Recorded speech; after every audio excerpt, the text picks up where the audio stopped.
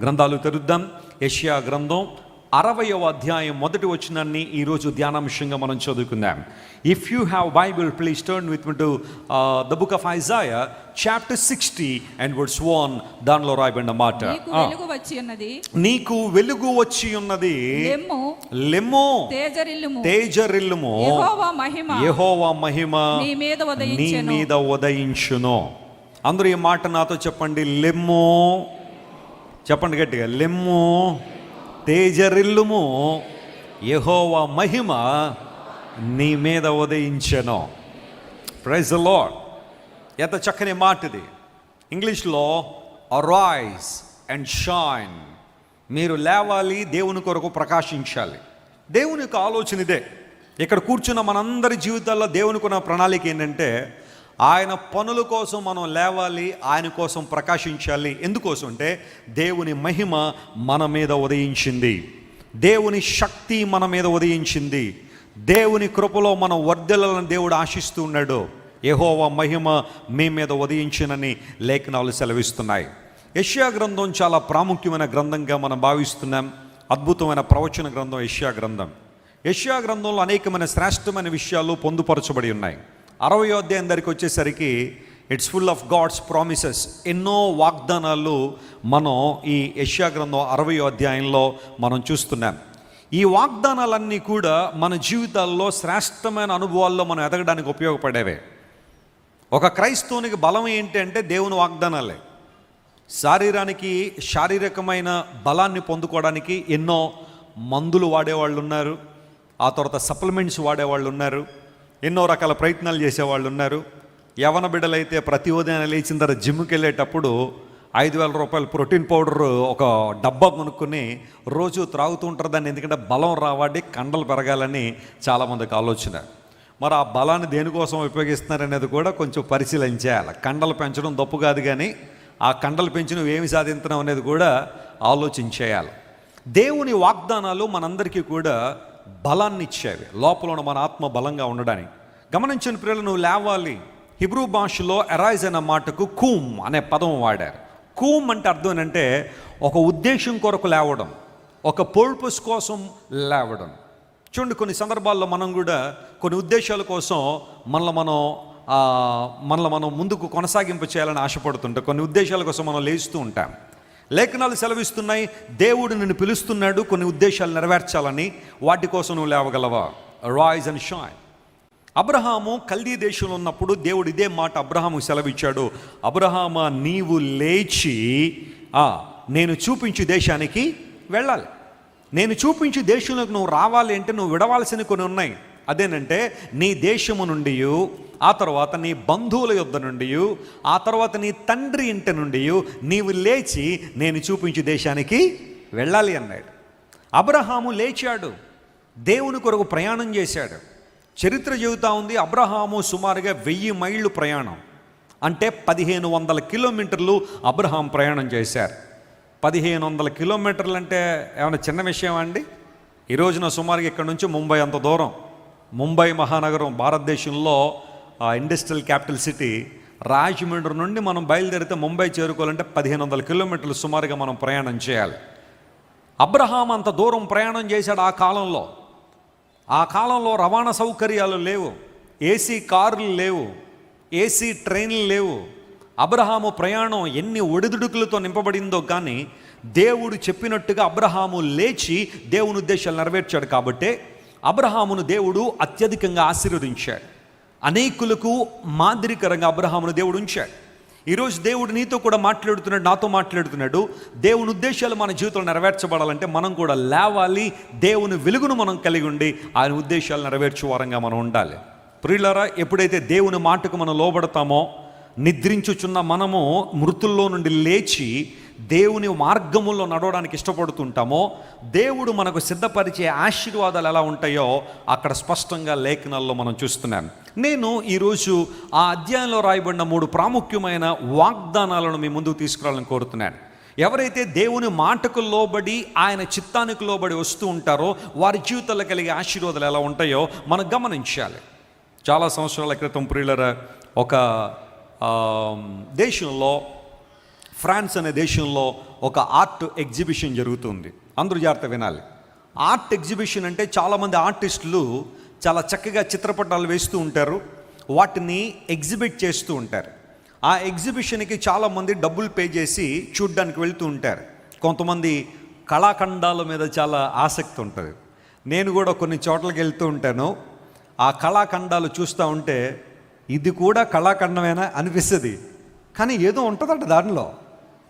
కొన్నిసార్లు మన పిల్లలు పిచ్చి గీతలు పెట్టే, మనం ఏదైనా చిన్న బ్రష్ ఇచ్చి పెయింట్ ఇచ్చి వేసేదాన్ని నిండా అంటే పిల్లలు కొంచెం red colour, yellow colour, green colour, pink colour అన్నీ వేసేసి మా ప్రశస్త కూడా పట్టుకొస్తుంది. అప్పుడప్పుడు అవన్నీ వేసి డాడీ బాగుందంటే సూపర్ ఉందమ్మా అంటాను. ఏముంటుంది దాంట్లో అంటే పెయింట్ వేసేస్తుంది అంతే, ఎక్కడ కావాలంటే అక్కడ వేసుకుని వచ్చేస్తుంటుంది. కొన్ని కళాఖండాలు చూస్తే మన పిల్లలు ఇంకా బాగా వేస్తారేమో అనిపిస్తూ ఉంటుంది. అవి ఎగ్జిబిషన్లో పెడతా ఉంటారు. ఏమో దాని వెనకాల ఏ రహస్యాలు ఉన్నాయో మనకు తెలియదు, కానీ అవి ప్రపంచంలో చాలామంది బోలు డబ్బులు పెట్టి కొనుక్కుంటూ ఉంటారు.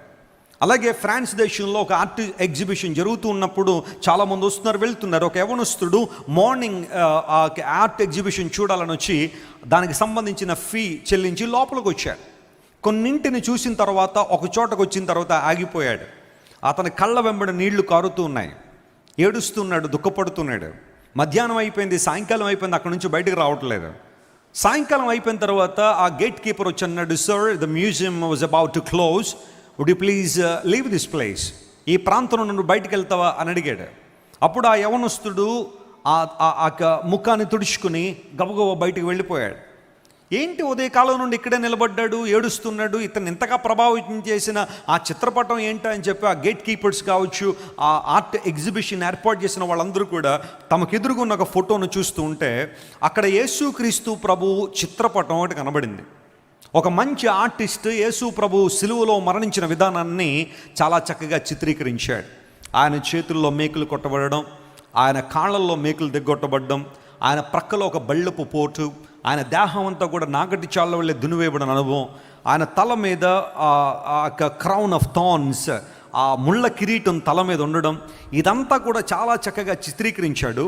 అయితే వాటికన్నా చాలా ప్రాముఖ్యమైన విషయం ఏంటంటే ఆ చిత్రపటం క్రింద 2 మాటలు రాశాడు. ఆ మాటలు ఏంటంటే, all this I have done for you, what you have done for me. ఇదంతా నేను నీ కోసం చేశాను, నువ్వు నా కోసం ఏం చేశావు అన్న ప్రశ్న యేసు ప్రభు అడుగుతున్నట్టుగా ఆ ఆర్టిస్ట్ ఆ క్రింద మాటలు రాశాడు. ఈ యవనస్తుడు ఆ లోపలికి రాగానే ఆ దృశ్యాన్ని చూసిన తర్వాత ఒక్కసారి ఆలోచన చేయడం ప్రారంభించాడు. నిజమే కదా, యేసు ప్రభు సిలువలో మేకులు కొట్టించుకున్నది, ప్రక్కలో బళ్ళెపోటు పొడిపించుకున్నది, తలలో ముళ్ళ కిరీటం పెట్టించుకున్నది, ఆయన ధారధారలుగా తన రక్తం కార్చింది నా రక్షణ కోసం, నా శ్రేయస్సు కోసం, నా ఆధ్యాత్మిక అనుభవాల్లో అభివృద్ధి కోసం యేసు ప్రభు ఇంత త్యాగాన్ని చేస్తే ఆయన బిడ్డనని పిలిపించుకుంటున్న నేను ఆయన కోసం ఏం చేయగలుగుతున్నాను, ఆయనకి ఎలాంటి ప్రాధాన్యత ఇవ్వగలుగుతున్నాను, ఆయన మాటకు నేను ఎలా లోబడగలుగుతున్నాను అని ఆ యవనస్తుడు ప్రశ్నించుకోవడం ప్రారంభించినప్పుడు అతని మనసులో నుండి దుఃఖం వస్తానే ఉంది. ఏడుస్తున్నాడు, తన దౌర్భాగ్య స్థితిని తలంచుకుని ఏడుస్తున్నాడు, దేవుని ప్రేమను తలపోసుకుని ఏడ్చాడు. ఆ తర్వాత అక్కడి నుంచి బయటికి రాగానే ఆర్ట్ గ్యాలరీ క్లోజ్ చేశారు. అలా నడుచుకుంటూ వెళ్తుంటే ఆ దగ్గరలో ఒక మందిరం కనబడింది, దేవుని మందిరం. ఇలాంటి మందిరమే. ఆ రోజు అక్కడ మీటింగ్ జరుగుతుంది. దేవుని సేవకుడు నిలబడి దేవుని వాక్యం చెబుతా ఉన్నాడు. వాక్యం ముగింపులోనికి ఆ యవనస్తులు లోపలికి రాగానే ఆ వాక్యం అయిపోయిన తర్వాత దేవుని సేవకుడు అన్నాడు, ప్రభు పరిచర్య కోసం మీలో ఎవరెవరు ఏమి సమర్పించుకుంటారో ఇది దేవునికి అర్పించే సమయం, మీలో ఎవరైనా ముందుకొస్తే దేవునికి అర్పించండి అనగానే ఆ చర్చ్లో ఉన్న వారందరూ కూడా తమ తోచినవన్నీ ప్రభుకి ఇస్తున్నారు. కొంతమంది ధనాన్ని ఇస్తున్నారు, కొంతమంది బంగారాన్ని ఇస్తున్నారు, తమకు తోచిందంతా దేవుని కోసం ఇస్తూ ఉంటే ఈ యవనస్తుడు ముందుకు నడిచి వచ్చాడు దేవుని సేవకుని దగ్గరికి. వచ్చేలా అన్నాడు, ఏసైకి ఇవ్వడానికి ఈరోజు నా దగ్గర ఏమీ లేవు, నా పాకెట్స్ అన్ని ఎంటీగానే ఉన్నాయి. I have nothing to give to my Lord, but I would like to give my life to him. నా జీవితాన్ని దేవునికి ఇవ్వాలని ఆశిస్తున్నాను, నా తుది శ్వాస వరకు దేవుని కోసం జీవించాలని ఇష్టపడుతున్నానని చెప్పి ఆ యవనస్తుడు ముందుకొచ్చి తాను దేవునికి ప్రతిష్ఠించుకున్నాడు. గట్టిగా చప్పళ్ళు కొట్టి ప్రభువును మహిమపరిచాడు. What a wonderful consecration.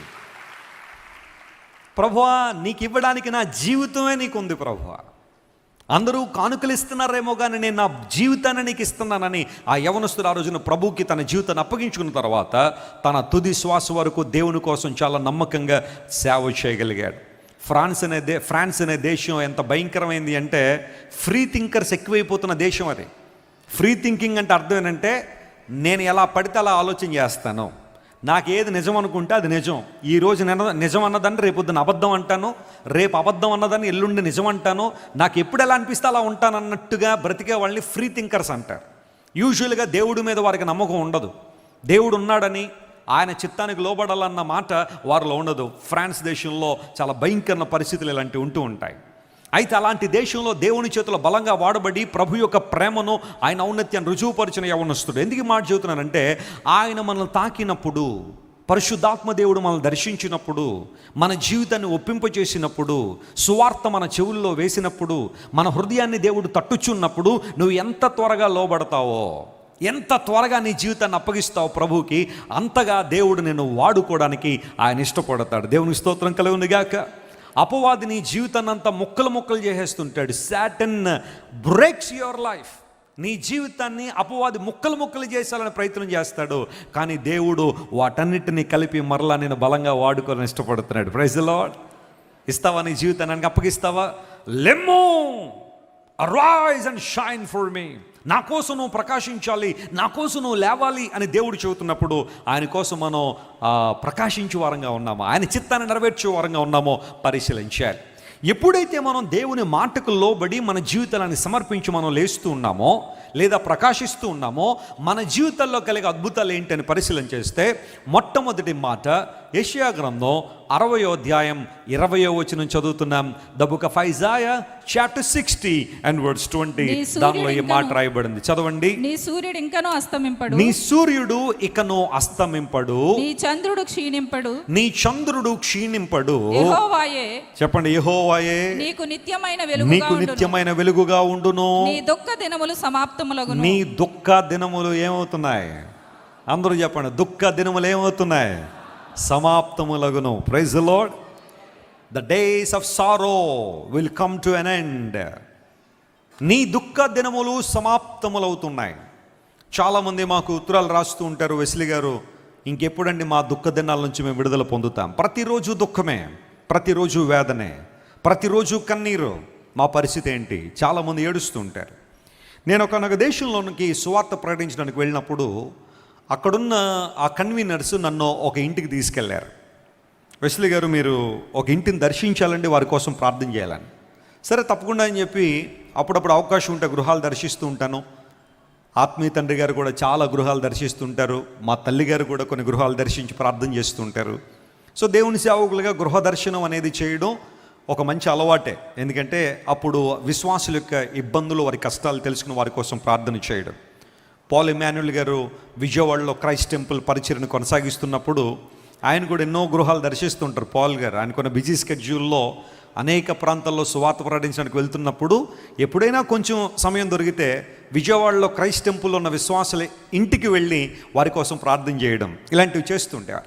సరే నేను ఆ దేశంలోకి వెళ్ళినప్పుడు వారు ఒకసారి ఒక ఇంటికి మాత్రం రావాలండి, మీరు వస్తారన్నప్పుడు తప్పనిసరిగా వస్తానని చెప్పి వారితో పాటు వెళ్ళాను.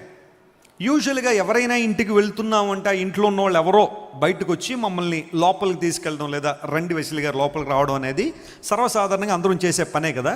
కానీ ఇంటికి వస్తున్నాను కానీ ఎవరు బయటికి రావట్లేదు. లోపలికి అడుగు పెట్టగానే ఒక విషాదకరమైన వాతావరణం, ఇల్లంతా కూడా స్తబ్దుగా ఉంది, ఏ సౌండ్స్ లేవు ఇంట్లో, నెమ్మదిగా. అది ప్రశాంతత కాదు కానీ స్తబ్దుగా ఉంది, నిశ్శబ్దంగా ఉంది ఇల్లంతా కూడా. సరే లోపలికి వెళ్ళాను. వెళ్ళిన తర్వాత ఆ ఇంటి యజమానురాలు ఒక సోఫాలో కూర్చుని ఉంది, యజమానుడు ఒక సోఫాలో కూర్చుని ఉన్నాడు. లోపలికి వెళ్ళి నేను కూర్చున్నాను. ఇప్పుడు ఏం చేయాలి? వాళ్ళతో మాట్లాడాలి, ప్రార్థన చేయాలి. సరే కాసేపు చూసాను, వాళ్ళు ఏమన్నా మాట్లాడతారేమోనని మాట్లాడడం లేదు. నేనే అడిగాను, బ్రదర్ ఎలా ఉన్నారండి, పరిస్థితి అంతా బాగానే ఉందా, ఏంటి సంగతి, దేవుని సేవకుని మీ ఇంట్లో అడుగు పెట్టాను ప్రార్థన చేస్తానంటే వెంటనే ఇద్దరు కూడా వెక్కి వెక్కి ఏడవడం ప్రారంభించారు. వెస్లీ గారు మా పరిస్థితి మీకు అర్థం కావట్లేదు, మేము ఎంత దుఃఖంలో ఉన్నామో, ఎంత వేదనలో ఉన్నామో.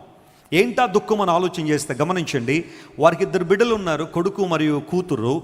ఇద్దరు కూడా యవన కాలంలోకి వచ్చిన తర్వాత కుమారుడు అమెరికాలో పైలట్ ట్రైనింగ్ తీసుకుంటున్నాడు. పైలట్ ట్రైనింగ్లో కొన్ని అవర్స్ వారు ఫ్లైట్ని నడుపుతున్నప్పుడు వారికి ఇంకా అవకాశాలు వస్తూ ఉంటాయి. పైలట్ అవ్వడం అంటే అంత చిన్న విషయం ఏం కాదు, చాలా డబ్బులు ఖర్చు పెట్టాలి. ఆ పైలట్ ట్రైనింగ్ వారు తీసుకున్న తర్వాత అప్పుడు విమానాలు వారి చేతిలో పెడతారు. ఆ తర్వాత వారి కుమార్తె కూడా ఏదో ఒక విషయంలో చాలా చక్కగానే చదువుకుంటుంది, అన్ని విషయాలు బాగానే ఉన్నాయి. గమనించండి పిల్లలు, జరిగిన విషయం ఏంటంటే ఒక రోజున ఆల్ ఆఫ్ ఏ సడన్గా ఆ కుమార్తె తన తల్లితో ఉన్న అనుబంధం ఎంత గొప్పది అంటే, చీమ కుట్టినా కూడా చెబుతుందట తల్లికి, మమ్మీ ఈరోజు చీమ కుట్టింది మమ్మీ, ఈరోజు దోమ కుట్టింది మమ్మీ, ఈరోజు ఇలా జరిగింది మమ్మీ, కాలేజీలో ఇలా అన్నారు మమ్మీ, మా లెక్చరర్ ఇలా అన్నాడండు, లేదా నా కలీగ్ ఇలా అందు మమ్మీ అని ప్రతి చిన్న డీటెయిల్ కూడా తల్లికి చెప్తారు.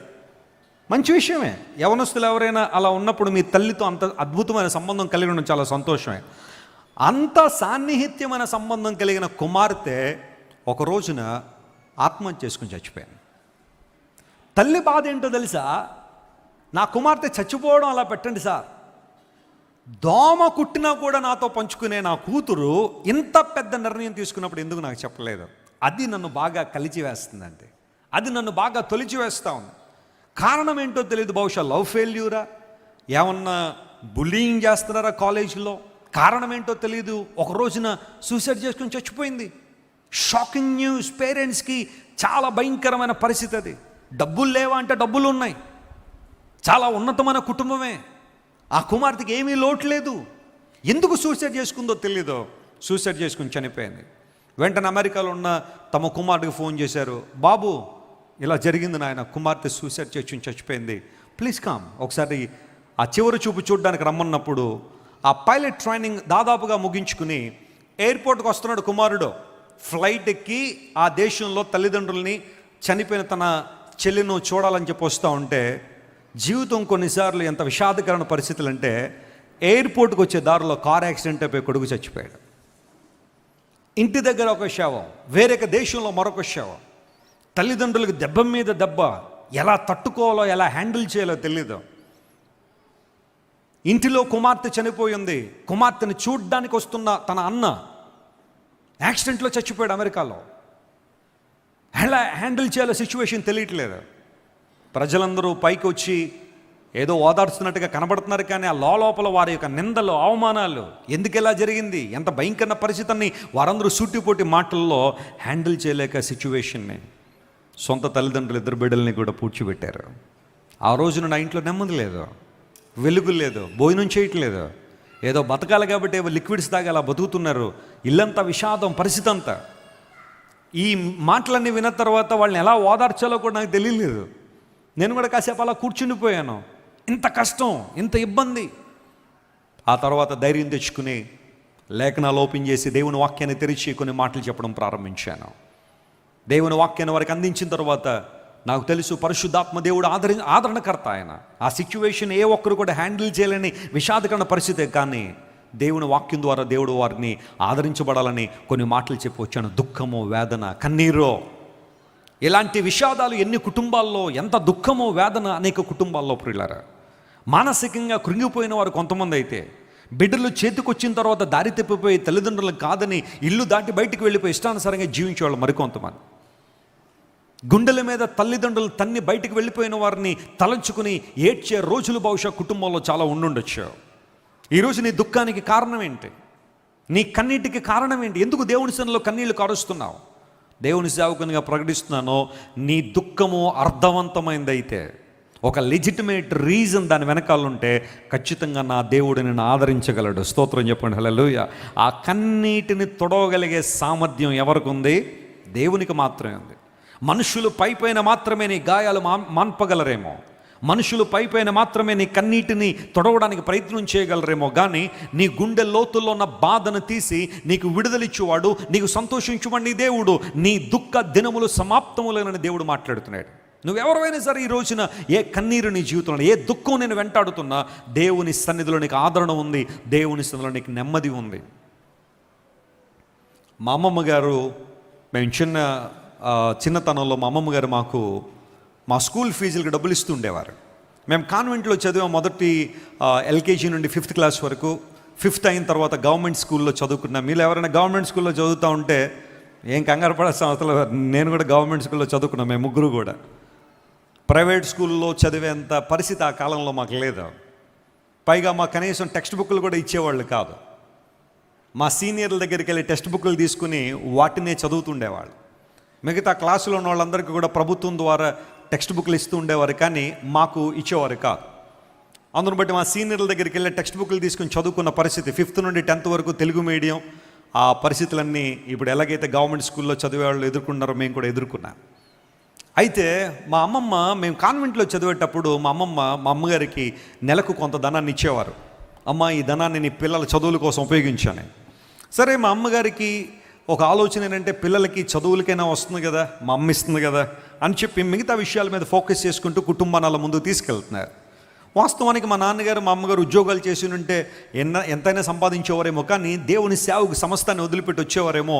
ఎన్నో ఇబ్బందులు పడ్డారు. ప్రతి చిన్న విషయానికి దేవుని మీద ఆధారపడడం నేర్చుకున్నారు.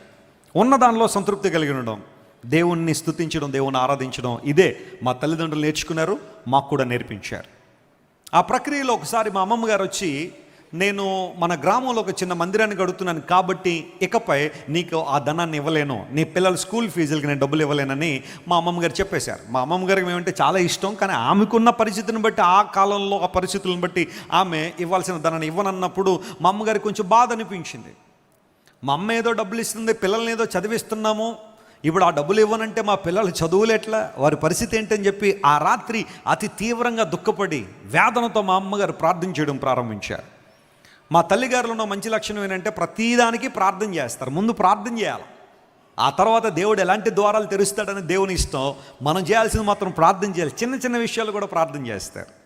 ఆ రోజు మా తల్లిగారు ప్రార్థన చేస్తుంటే దేవుడు మాట్లాడుతున్నాడు, అమ్మా, నీ పిల్లలను పోషించేవాడిని నేనే అన్నాడు. దేవుడు నా మనస్తోత్రం కలుగునుగాక. Don't worry about your children. నీ బిడ్డల కోసం నువ్వు బాధపడాల్సిన అవసరం లేదు, వారిని పోషించేవాడు నేను అనగానే మా అమ్మగారికి ఆ రోజున కొండంత బలం వచ్చింది. దేవుని వాగ్దానం రాగానే దేవుడు మాట్లాడినప్పుడు ఆ మాటను బట్టి మా తల్లిగారు, ఎస్, నా పిల్లల్ని పోషించేవాడు నా దేవుడు.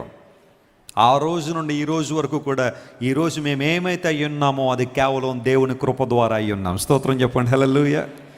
కాన్వెంట్లో చదువుకోవడానికి స్ట్రగుల్ అయిన మేము గవర్నమెంట్ స్కూల్లో చదువుతూ ఏదో డబ్బులు, ఆ కాలంలో ఇబ్బందులతో ప్రైవేట్ స్కూల్లో చదవడానికి అవకాశాలు, గవర్నమెంట్ స్కూల్లో చదువుకున్న మమ్మల్ని దేవుడు ఈ రోజున ఎంతగా ఆశీర్వదించి అనేక మంది దీవెనకరంగా మన పరిచయం ద్వారా ప్రతి ఏటా మన ఫౌండేషన్ ద్వారా అనేక మంది విద్యార్థులకు స్కాలర్షిప్లు ఇస్తున్నాం. ఎందుకంటే దేవుడు ఆ స్థానంలో దేవుడు మనల్ని నిలబెట్టాడు. ఎందుకు ఈ మాట చెబుతున్నాను తెలుసా? నీ దుఃఖాన్ని నాట్యంగా మార్చగలిగిన దేవుడు నీ దేవుడు. హల్లెలూయా. ఇదే మాటలు లేఖనాల్లో అనేక చోట్ల మనం చూస్తున్నాం. చూడండి, ఇర్మియా గ్రంథం 31వ అధ్యాయం 13వ వచనం మనం చదివితే అందులో ఒక మాట రాయబడి చూడండి. అందరూ గ్రంథాలు తెరిచిన book of Jeremiah chapter 31 and verse 13, 13వ వచనం.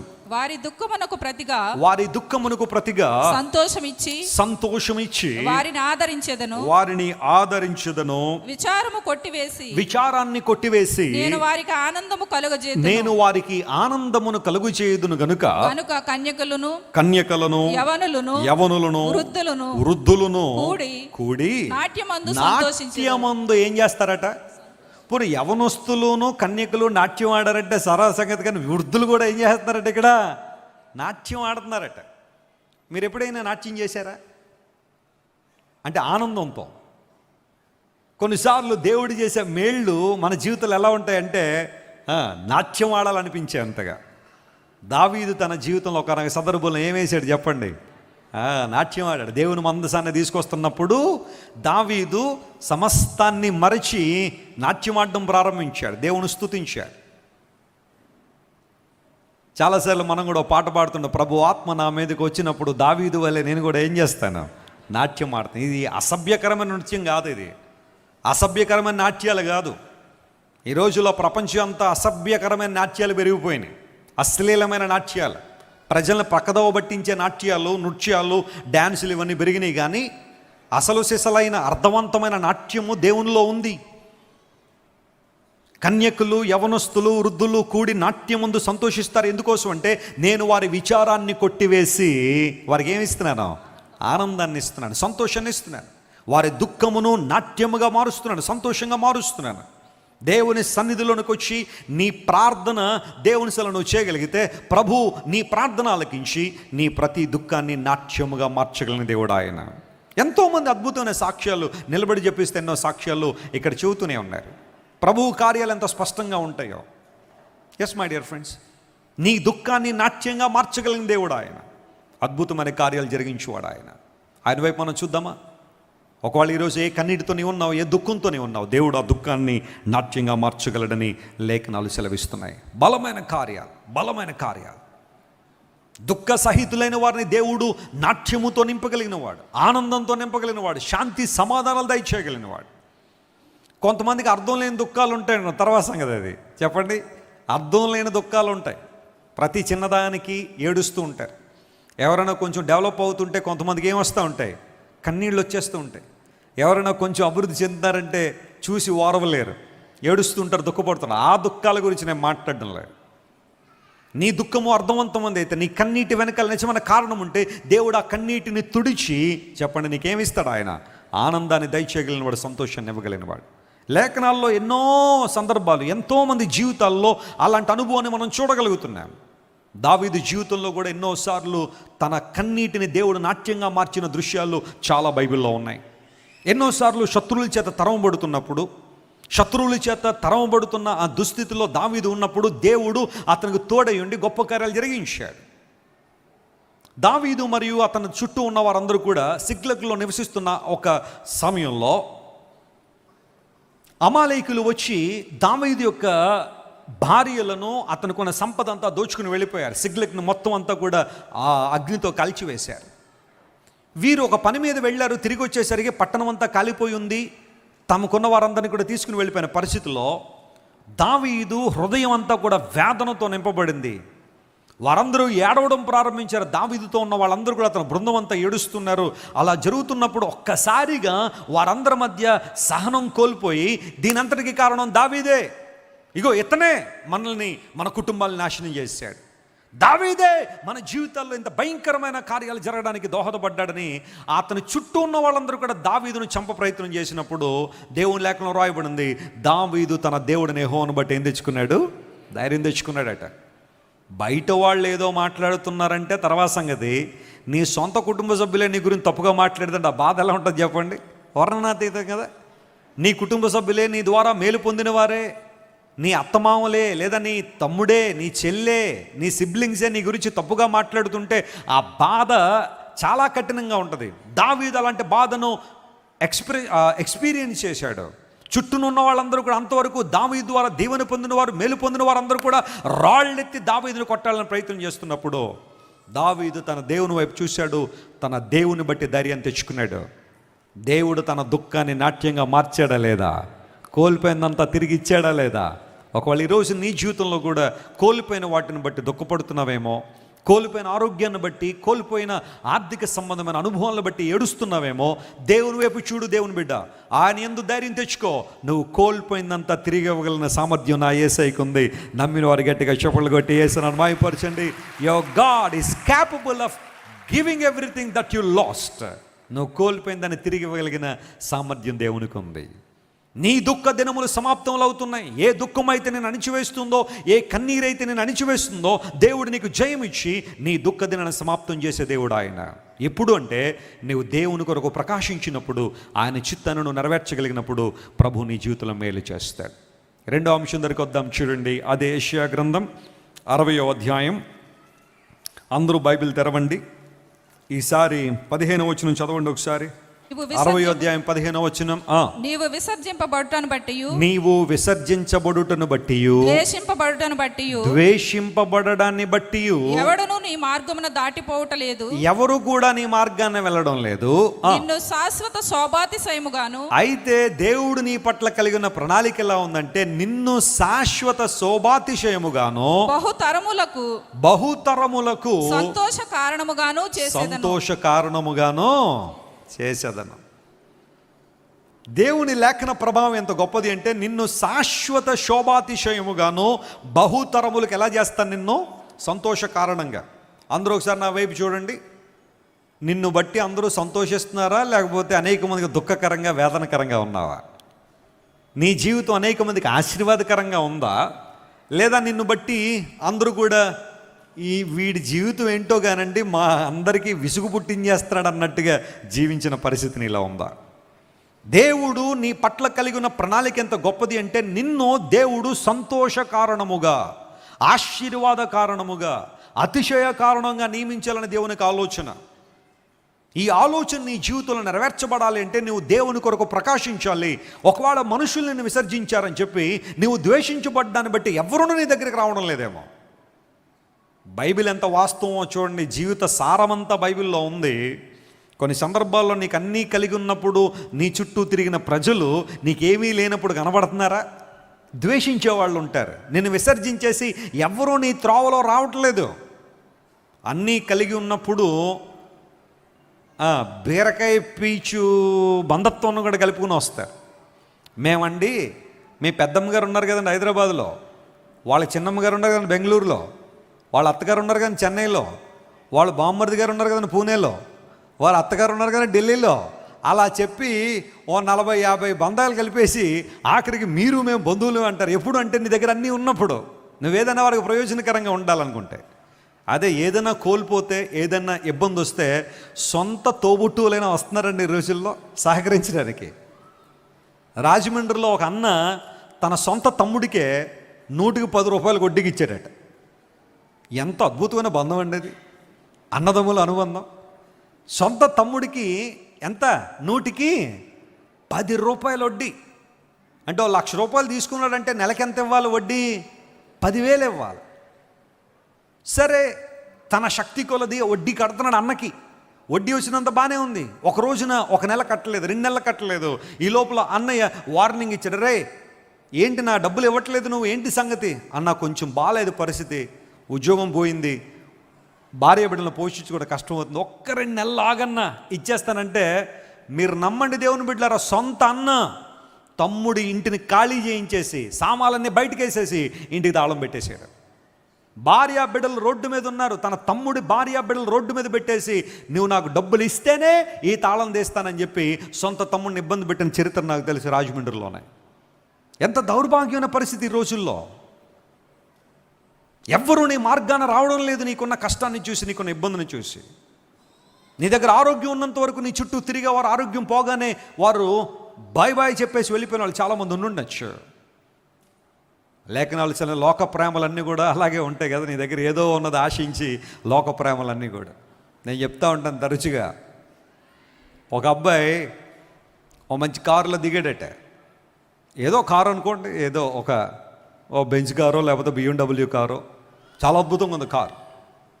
ఓ మంచి బ్లాక్ స్పెక్ట్స్ పెట్టుకున్నాడు, షేడ్స్, ఆ తర్వాత branded t-shirt, branded jeans, shoe, ఓ మంచి వాచ్, బ్రేస్లెట్, ఇవన్నీ వేసుకుని కారులోంచి దిగ్గానే గబగబా ఒక అమ్మాయి వెళ్ళి ఐ లవ్ యూ అందట. ఎవరిని? ఆ వ్యక్తిని చూసి. ఎందుకంటే బాబు చాలా రిచ్గా ఉన్నాడు, ఇలాంటి వ్యక్తిని కట్టుకుంటే జీవితం అంతా చాలా బాగుంటుంది అనుకుని గబగబా దగ్గరికి ఐ లవ్ యూ అనగానే ఆయన ఏంటో అమ్మాయి ఇక్కడ ఉన్నది చెప్పేశాడు, ఇవన్నీ మనవి కాదు మన ఫ్రెండ్ అన్నాడట. ఇవన్నీ మనవి కాదు, ఎవరివే? మన ఫ్రెండ్వి అనగానే మరి ముందు చెప్పాలి కదన్నయ్య అందంటే ఈ అమ్మాయి. అంటే ఇది మంద కాదనగానే ఏమైపోయాడు? అన్నయ్య అయిపోయాడు. అన్నీ మనయ్య అంటే ఏమైపోయాడు? ప్రేమికుడు అయిపోయాడు. ఈ రోజులు ఇలా లేవో బంధాలు. అందరూ ఇలా ఉంటారని అంటలేదు, ఐఎమ్ సారీ. చాలా మంచి విలువలు కలిగిన స్త్రీలు చాలామంది ఉన్నారు. కొంతమంది ఇలాంటి ఉద్దేశాలు, ముందు చెప్పాలి కదా అన్నయ్య అని చెప్పి ఇంటికి వెళ్ళిపోయిందట అమ్మాయి. అంటే అవన్నీ తనయ్య అయ్యుండుంటే ప్రేమించేదేమో, కానీ తనది కాదనగానే అన్నయ్య అయిపోయాడు. మళ్ళీ ఆయన ముఖం కూడా చూడలేదు. ఇలాంటి పరిస్థితులు చాలా ప్రపంచంలో ఉన్నాయి. ప్రజలు నిన్ను చూడడానికి కూడా రావట్లేదు, నీ మార్గం రావట్లేదు. ఎట్ దట్ పర్టికులర్ టైం నీ దేవునికి నీ జీవితాన్ని అప్పగించినప్పుడు, నీ బ్రతుకులో దేవుని ప్రమేయాన్ని కోరుకున్నప్పుడు, ప్రభువా నన్ను లేవనెత్తువాడువు నీవే, నన్ను బలపరచువాడువు నీవే, నన్ను వాడుకునే దేవుడు నీవు, బహుతరములకు సంతోషకారణంగా నన్ను చేయి ప్రభు అని దేవుని సలను ప్రార్థన చేయగలిగితే నిన్ను దేవుడు నిలబెట్టి అనేక మందికి ఆశీర్వాదకరంగా దేవునికరంగా ఉంచుతాడు. బహుతరములకు సంతోష కారణంగా చేస్తానని వాగ్దానం చేసిన దేవుడు ఆయన. ఎంత గొప్ప దేవుడు, ఎంత ఆశ్చర్యకరుడు ఆయన. మా నాయనమ్మ గురించి ఒక మంచి సాక్ష్యం చెప్పుకోవాలి. మా నాన్నగారు, వారి తల్లిగారు ఓ స్కూల్లో హాయిగా పనిచేసేది. చాలా చాలా తక్కువ శాలరీ ఆ టైంలో ఇచ్చేవారు. మా నాన్నగారు చెప్తుంటారు 3 రూపాయలు ఎంత ఇచ్చేవారట ఆ టైంలో శాలరీ. జాబ్ పర్మనెంటే కానీ పెద్దగా శాలరీ లేదు. ఆ సందర్భంలో దేవుడు వారికి ఇచ్చిన బిడ్డలను పెంచాలి. 6 పిల్లలు, మరింకొండ పెంచుకుంది మా నాయనమ్మ. మొత్తం 7 పిల్లలను పోషించాల్సిన బాధ్యత మా నాయనమ్మ మీద పడింది. ఆ సందర్భంలో దేవుని సన్నిధిలో ప్రార్థన చేసి ఆయన వైపు చూస్తూ, ప్రభువా నా బిడ్డలను ఆశీర్వదించడం, ప్రయోజకులుగా చేయమని ప్రార్థన చేసింది మా నాయనమ్మ. వారి పెద్ద కుమారుడిగా మా తండ్రి గారిని దేవుడు ఏర్పాటు చేసుకోవడం, తన సేవకు పిలవడం. మా నాయనమ్మ గారి కుటుంబంలో మా తండ్రి గారే మొట్టమొదటి సేవకులు. అంతకుముందు అంతా కూడా వారి యొక్క వంశం కానీ లేకపోతే వారి చరిత్ర అంతా కూడా సేవకులు ఎవరు లేరు, ప్రభువుని తెలియని వారు వాళ్ళందరూ కూడా. కానీ మా తండ్రి గారితో దేవుడు ప్రారంభించాడు. ఆ గొప్ప ఉద్యోగాన్ని తీసుకురాకున్నప్పుడు మా తండ్రి గారు అనేకమైన ప్రాంతాల్లో సువార్త ప్రకటించి దేవుని యొక్క చిత్తంతో రాజమండ్రిలో పరిచర్య ప్రారంభించిన తర్వాత ఆ ప్రభావము ఇప్పుడు వారి బిడ్డలమైన మేము ఆ తర్వాత కాలంలో మా బిడ్డలు కూడా క్యారీ చేయాలని దేవుని యొక్క ఆలోచన. స్తోత్రం చెప్పండి. హల్లెలూయా. బహుతరములకు నేనేం చేయబోతున్నాడు ఆయన. ఒకవేళ నువ్వు ఈరోజు అంటున్నావు, వెస్లీ గారు మా ఫ్యామిలీలో నేనే మొదటిగా యేసు ప్రభువుని అంగీకరించానండి, అంతకుముందు ఎవరికి ప్రభువు తెలియదండి, రక్షణ మార్గం ఎవరికి అర్థం కావట్లేదండి, ఇప్పటికీ చాలామంది హేళన చేస్తున్నారండి, ఒరే ఆ యేసు ప్రభువులో నువ్వు కూడా కలిసిపోయేవేంట్రా, ఆ క్రైస్తవ్యంలో నువ్వు కూడా దిగిపోయేవేంట్రా, అసలు ఏంటి పరిస్థితి, మన పరిస్థితి ఏంటి, మన రేంజ్ ఏంటి, మన స్థాయి ఏంటి, యేసు ప్రభువులో కలిసిపోయేవేంటి అని కొంతమంది హేళనగా మాట్లాడొచ్చేమో. ప్రభు గొప్పతనం తెలియనందువల్ల కొంతమంది మాట్లాడే విధానం వల్ల ఉంటుంది. కానీ నీ భక్తి, నీ విశ్వాసం, దేవుని పట్ల నీకున్న ప్రేమ, ప్రభు అని యేసుక్రీస్తు పట్ల నీకున్న నిబద్ధత, నేను చెబుతున్న దేవుని సేవకునిగా ఈ రోజు నువ్వు తీసుకున్న ఈ నిర్ణయం నీ తరాలను దీవించబోతుంది. దేవుని నామమున స్తోత్రం కలుగును గాక. God is going to bless your generations after generations. నిన్ను బహుతరములకు సంతోషకారణంగా చేస్తాను. ఎంత అద్భుతమైన మాట ఇది. నేను అంటాను, మన బిడ్డలకు కోట్లాది రూపాయలు సంపాదించడం కన్నా వారికి ఒక మంచి మాదిరి, భక్తి జీవితంలో మాదిరి కనుక మనం ఇవ్వగలిగితే అంతకన్నా గొప్ప ఆస్తి మరొకటి లేదు. ఇక్కడున్న మీ గురించి మీ పిల్లలు మా అమ్మ ప్రార్థనా పొర్రాలని చెప్పగలిగారు అంటే చెప్తున్నాను సహోదరి, నువ్వు చాలా ధన్యవంతురాలు. నువ్వు చాలా చాలా ధన్యవంతురాలు. మా డాడీ భక్తి గలవాడండి, ఆయన జీవితం నుండే మేము దేవుని తెలుసుకున్నాం, మా నాన్నగారి యొక్క భక్తి మమ్మల్ని బాగా ప్రభావితం చేసిందని ప్రియ సహోదరుడా నీ గురించి నీ పిల్లల సాక్ష్యం చెప్పగలిగితే అంతకన్నా ఆధిక్యత మరొకటి లేదు. కొన్ని కుటుంబాల్లో తల్లిదండ్రులు చెడ్డ మాదిరి ఉంచడం వలన పిల్లలు దారి తప్పిపోతున్నా ఏం అనలేకపోతున్నారు. వాళ్ళ కారణం ఏంటో తెలుసా? ఏమన్నంటే వాళ్ళు ఒక్కసారి ఇలా ఎదురు తిరిగి మీరు చేసింది ఏంటి అని అడిగితే వీళ్ళ దగ్గర ఆన్సర్ కనబట్టలేదు, అందరూ బట్టి ఏం మాట్లాడలేకపోతున్నారు. మా కుమార్తె అండి మరి నిర్ణయం తీసుకుందండి, ఇంక నేను ఏం చేయగలనండి, నా మాట వినేలా లేదండి. ఎందుకు ఆ మాటలు వస్తాయంటే ఇక్కడ సరిగ్గా మాదిరి లేదు కాబట్టి. నా కొడుకు నా మాట వింటలేదండి వెస్లీ గారు అంటే కొన్ని సందర్భాల్లో నువ్వు మంచిగా ఉన్నా వినకుండా ఉండే పరిస్థితులు కొన్ని ఉండొచ్చేమో కానీ చాలా కుటుంబాల్లో జరుగుతుంది. బిడ్డలు తల్లిదండ్రుల మీద తిరుగుబాటు చేయడానికి కారణం తల్లిదండ్రులు ఉన్న చెడ్డ మాదిరి వారికి చాలా బలాన్ని ఇస్తుంది తల్లిదండ్రుల మీద తిరగబాటడానికి. Stop doing that. ఇప్పటికైనా సరే ఆ దేవునికి అవిధమైన తలంపులు ఏమన్నా మానేసాయి. నీ పిల్లలు నిన్ను చూచి మంచి విషయాలు నేర్చుకున్న దేవుని కోసం బ్రతుకో. ప్రార్థనలో, దేవుని వాక్యాన్ని ప్రేమించడంలో ఆదివారం వచ్చిందంటే దేవుని మందిరం కన్నా నాకు విలువైంది మరొకటి లేదని నిరూపణ నీ కుటుంబానికి. సమయానికి రావడానికి ప్రయత్నం చేయండి. ఎన్ని పనులున్నా, ఎంత ప్రయోజనాలు నీకు వస్తున్నా, ఒకవేళ నువ్వు ఆదివారం మానేస్తే 5 కోట్లు ఇస్తానని ఎవరైనా అన్నా అక్కర్లేదు సార్, 5 కోట్లు కదా 500 కోట్లు ఇచ్చినా నాకు అక్కర్లా, నా దేవుని సన్నిధే నాకు చాలా ప్రాముఖ్యమైందని నువ్వు నిలబడు. నీ బిడ్డలు నీ నుండి గొప్ప పాఠాలు నేర్చుకుంటారు. స్తోత్రం చెప్దాం. హల్లెలూయా.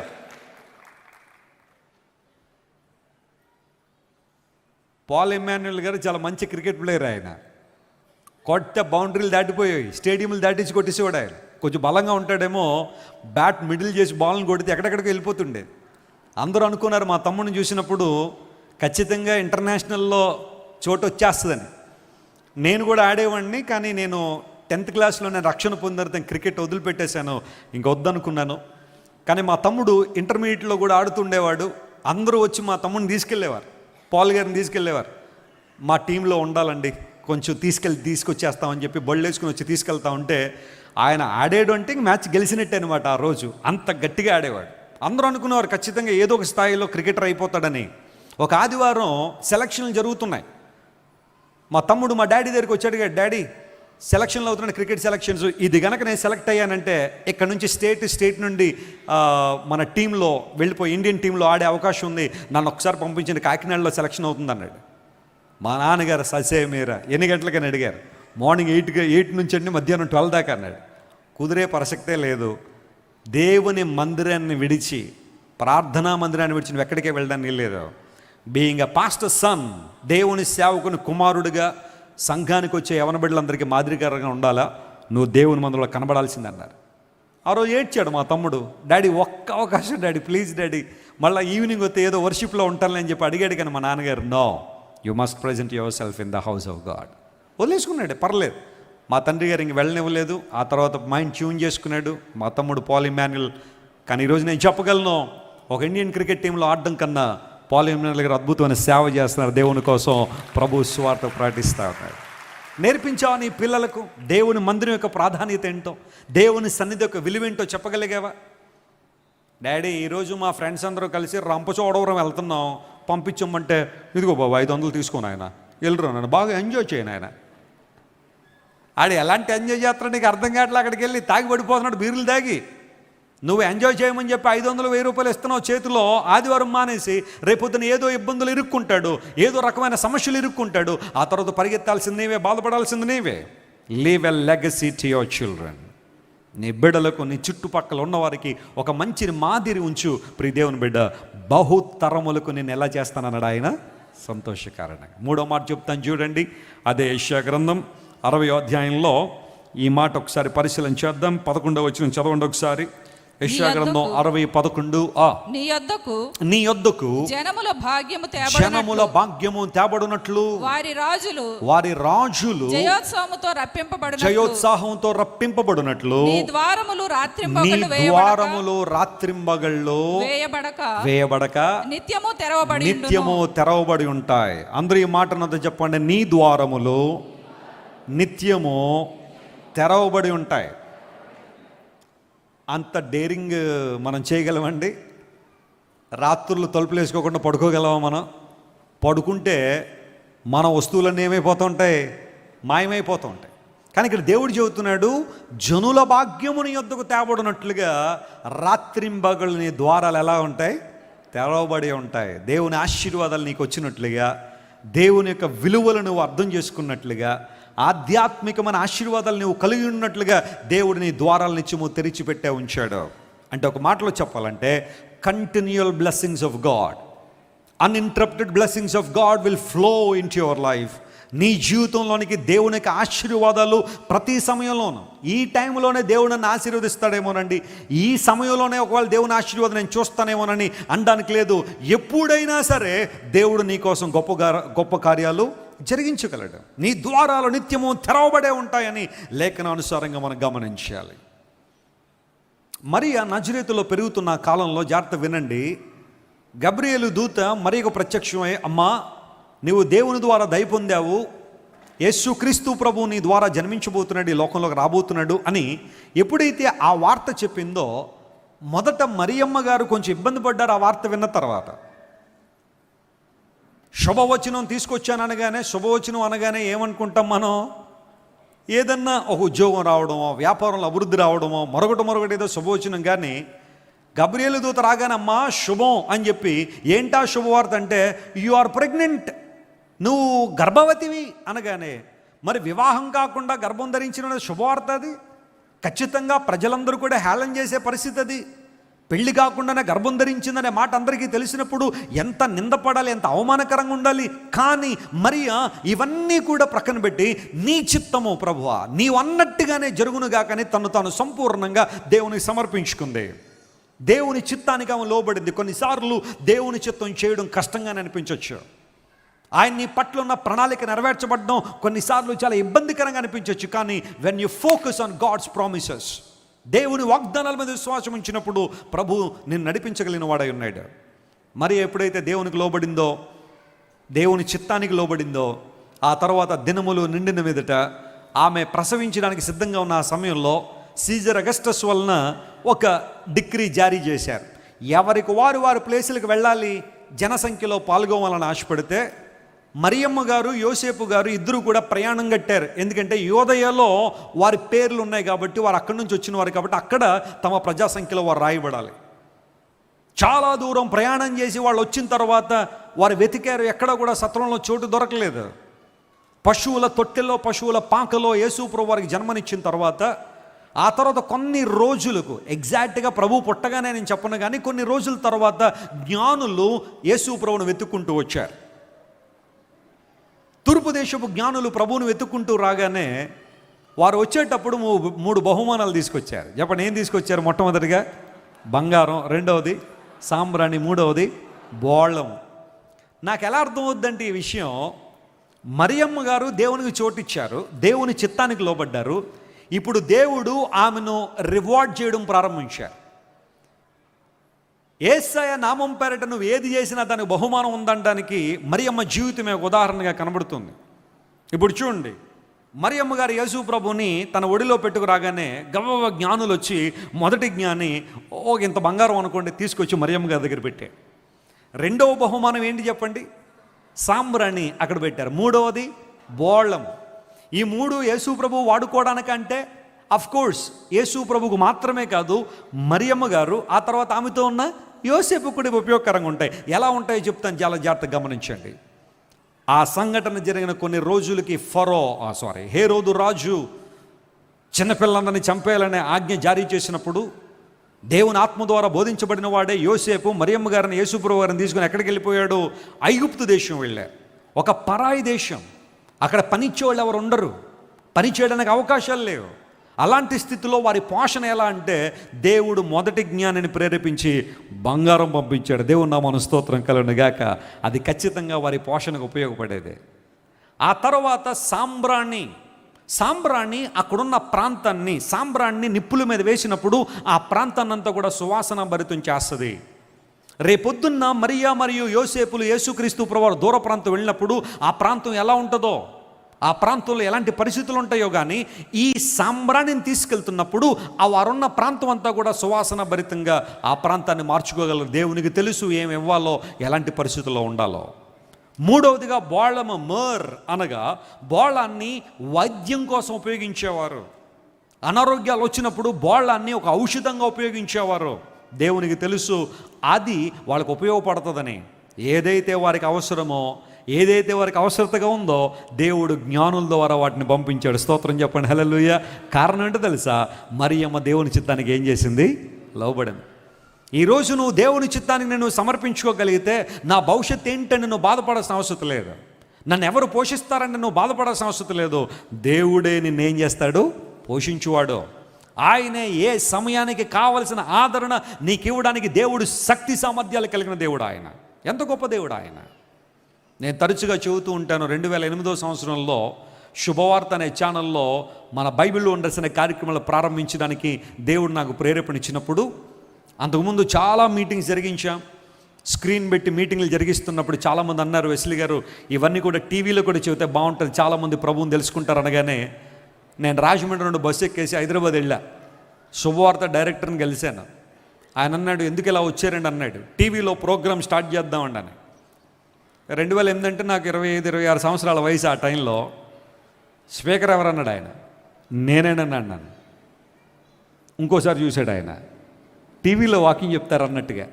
ఎందుకంటే 26 సంవత్సరాలు, 25-26 సంవత్సరాల వయసు యంగ్స్టర్ ఏం చెప్పేస్తాడో ఏంటో సంగతి అని కొంచెం అనుమానంగానే చూశాడు.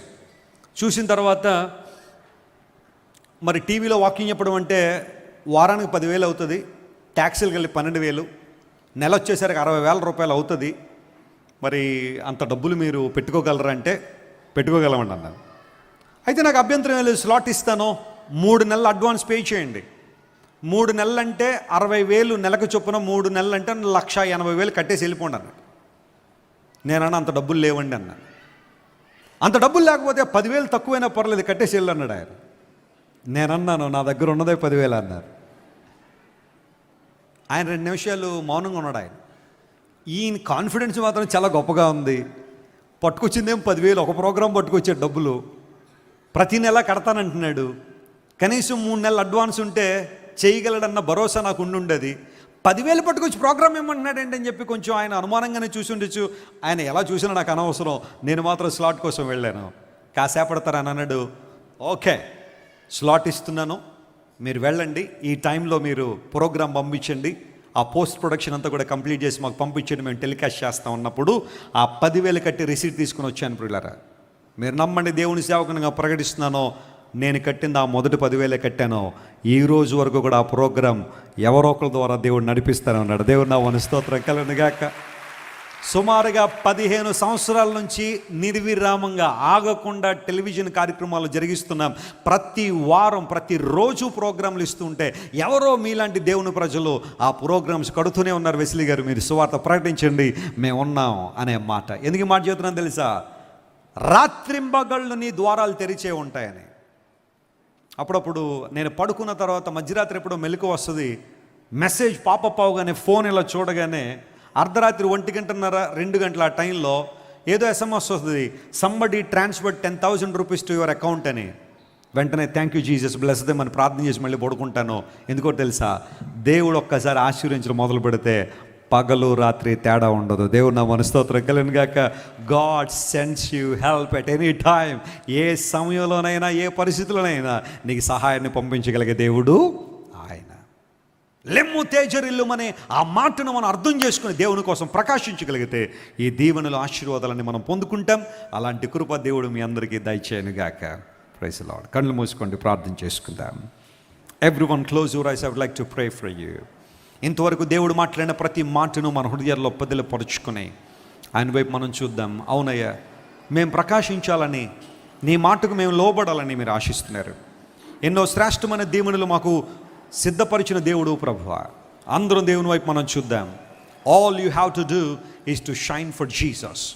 All you have to do is to glow for God. నువ్వు దేవుని కోసం ప్రకాశించడం నేర్చుకోగలిగితే, ఆయన కోసం జీవించడం నేర్చుకోగలిగితే, దేవుడు నీ దుఃఖ దినాలు సమాప్తము చేసి బహుతరాలకు నిన్ను సంతోషకారణంగా చేసి రాత్రింబగళ్ళు నీ ద్వారాలు వేయబడుకుంటున్నట్లుగా బహుజనముల యొక్క భాగ్యముని ఎదుగు తేవడున్నట్లుగా దేవుడు నిర్విరామంగా నీ జీవితంలో అద్భుతాలు కుమ్మరిస్తూనే ఉంటారు. ఎంత గొప్ప దేవుణ్ణి మనం ఆరాధన చేస్తున్నాం. ఆయన్ను మనస్ఫూర్తిగా స్తుతించి ఘనపరుద్దాం.